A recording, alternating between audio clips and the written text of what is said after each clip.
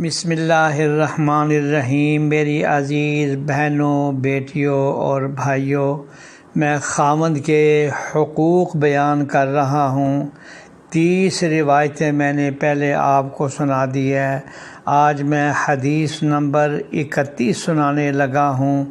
حضرت قتادہ رضی اللہ تعالیٰ عنہ فرماتے ہیں کہ ہم نے حضرت کعب رضی اللہ تعالیٰ عنہ کا یہ قول سنا کہ قیامت کے دن عورت سے سب سے پہلے نماز کے بارے میں سوال کیا جائے گا اور پھر اس کے بعد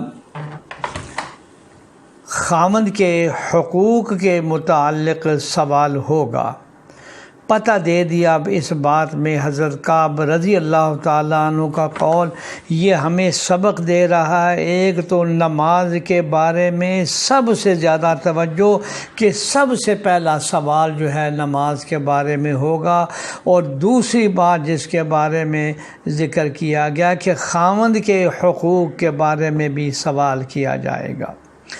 حدیث نمبر 32، نبی اکرم سرور دو عالم صلی اللہ علیہ وسلم نے فرمایا، جو عورت کم از کم 7 شب و روز 7 دن اور رات خلوص دل سے اپنے شوہر کی بات مانتی ہے اور اس کو خوش رکھتی ہے تو اللہ تعالیٰ اس پر دوزخ کی آگ حرام کر دیتا ہے۔